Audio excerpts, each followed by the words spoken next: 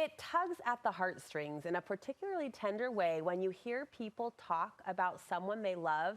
And recently, I'll admit, I got a little misty-eyed as I listened to former Seattle Seahawks coach Pete Carroll, publicly champion his wife, Glenda.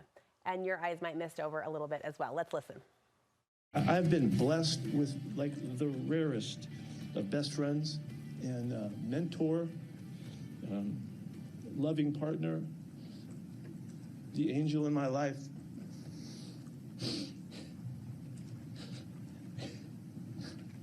This is worth crying for.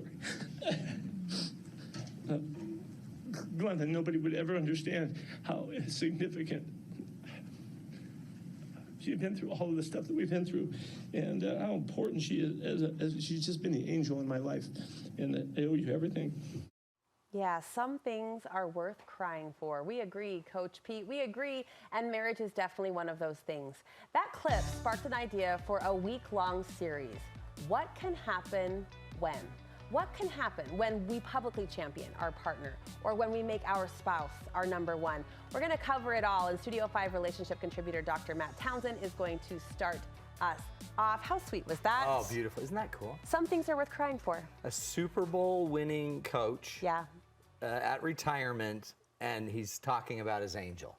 Yes. And nobody knows, right? Yes. Nobody knows how big of an influence she's been. And I almost find myself thinking, why is that so attention-grabbing? Meaning, why is it so rare? I mean, when someone stands up and celebrates their partner, we just clamor, right? We did a series on this show. I was sad to see it retire. It was called Couple Goals for many years. You and Marty were part of that series.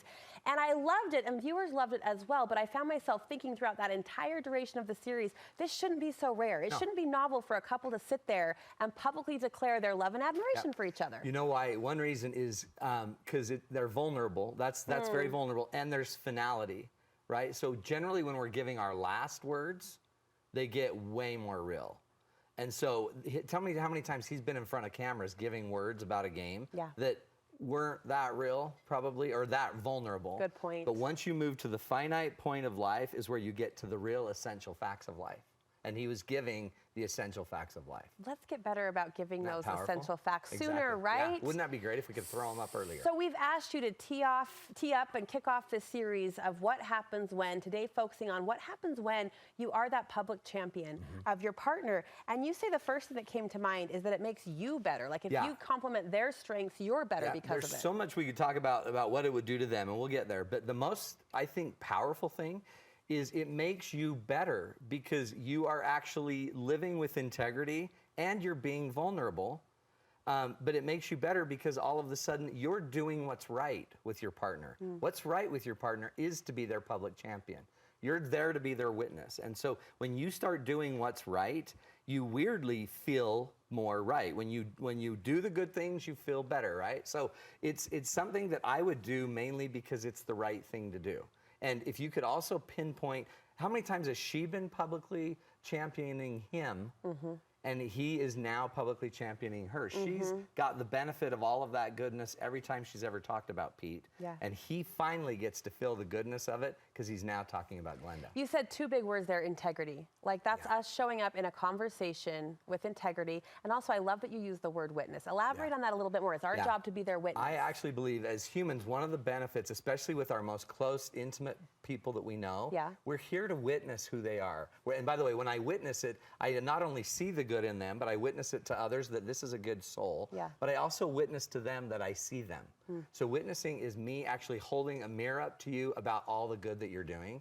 And every single human needs more people witnessing how great they are. I love that. Looking for their good ensures that you notice more good, kind of a momentum thing. Yeah, there's a power, and it's one of the things that we teach. I have a lot of clients that come in that have what's called negative interpretation. They can't see good in their partner. So they take everything their partner does and they interpret it negatively. What we teach them is if you can just start finding the good things and then even holding them up publicly for people or for them, it starts to make you see the good more. So I actually give an assignment, and everyone can do this for Valentine's. Do a T chart, put a T on a piece of paper, your names, Matt and Marty, I felt loved when you, and then every night write down 3 things your partner did that day that made you feel loved. And if you'll do that for a week alone, it's 21 entries each of things that are good. The more you're looking for the good, the more you find the good. And then some other research shows that the more you're finding good, the more good you're feeling about them, right? So all of a sudden, you do that for 6 weeks, you'll have hundreds of examples of things that are good. I love that. I love that. Publicly praising a partner actually strengthens your partnership. Yeah, the research is incredible, and it seems like no duh, but when you publicly praise people, it actually puts you guys on a pedestal. And what it means is we've got to pick up our game publicly.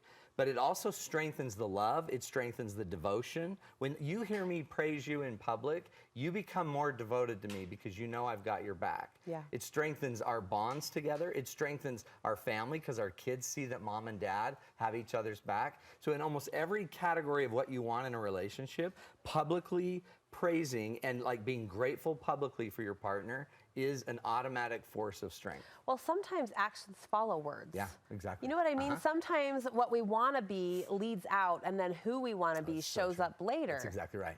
And so that in a weird way, you're kind of, by highlighting the good, and we do this with our kids, whatever you highlight is going to grow. So if you're really positive about what you want, hey, that was so great how you made your bed, you're probably going to see the bed be made more, right? And because you're just communicating the positive. Championing your partner builds confidence. Remember, confidence means trust in self. And so when you trust somebody and you publicly show trust and belief in them, they start to take on an idea that they can believe themselves more. So like there's really good research about football or athletic coaches that are really positive and praising of their players get more confident players.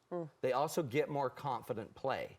They get the players to be tougher, stronger, and to stand up in the moment of the big battles. Sort of a placebo effect. Exactly. Yeah. So the power of it is, and you can do this in any situation, but if all of a sudden I'm finding all of your good and I'm telling it to you long enough, you'll start to believe it. You'll rise to that. No, by the way, and some people are terrified by that. Oh, that's the last thing my partner needs is more confidence.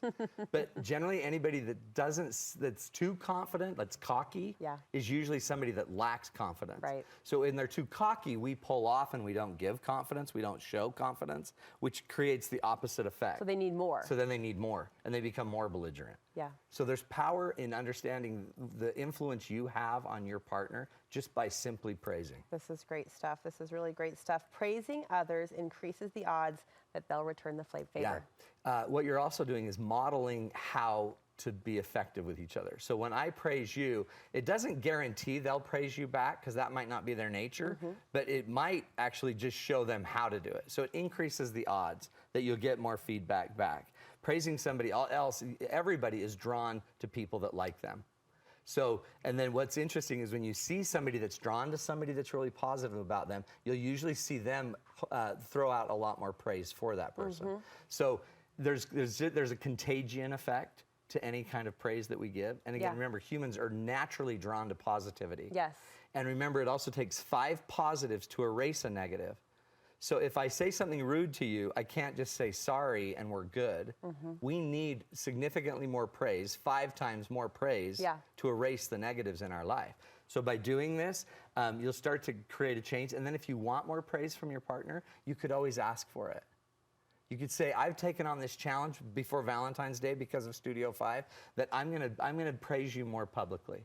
And I've been doing that for the last few months. How has it felt? Talk about it, and then say, you know what, I would love some more praise too, if you could. I think you've answered this, but allow me to represent a couple out there or a partner out there who might be kind of scraping the bottom of the barrel, and they feel like whatever praise they might offer might be empty praise. Is that okay? Yeah. Well, the funny thing is that's still an interpretation. Because I know a million people that really praise their partner, think they're beautiful, think they're amazing, but the partner won't believe it. So that kind of goes back to negative interpretation. Just because you think it's empty praise, it still took effort, energy, thought, and they did it. Yes, yes. Which is, if all you could do is just believe their effort, they think it's important enough to try. And I wouldn't judge it, I wouldn't dismiss it, because all that quick dismissal means is that you don't have to be vulnerable. If you accept the praise, it takes a ton of vulnerability. A lot of us don't want to be told how great we are. A lot of us don't want to be told how pretty we are. A lot of us don't want to be told how smart and effective we are. So instead we reject it. Yeah. Don't reject praise ever. You need the praise. And then I think what you could do is then use it not to just be better as a human, but go use it to lift more humans to be better. I love this. We need more of this. So cool. Public praise, being Pete, a public Carol, champion. and Glenda.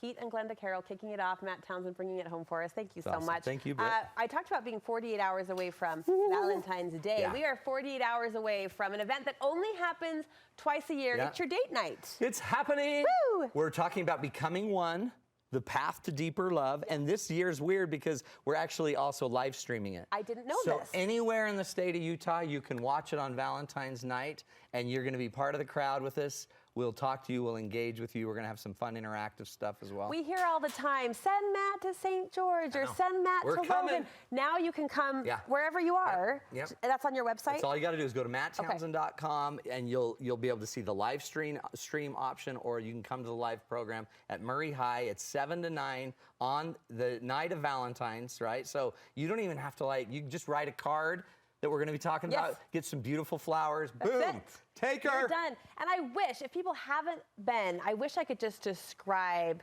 this is Matt. I mean, you see Matt every week and you love Matt. It's you at your best when you're on the stage playing off of that fun live energy, and everyone leaves different and better. And it's a gift of yours, and you're giving it to us, and we're grateful. It really is. It's my favorite thing to do in the year. It's exhausting. I know. Because all the content's new. Yes. But then even in the studio today, we came up with some really funny new stuff. It's going to be so good. And we won't go there, but it's good. Vetoing some of the stuff that's been developed today in the studio. It will be a great time. We'll be there. We hope you will as well. MattTownsend.com is where you go for tickets. And again, the virtual ticket option is waiting for you there too. Thank you, friend. Thanks, We'll see you Brooklyn. Wednesday. You I bet. can't wait.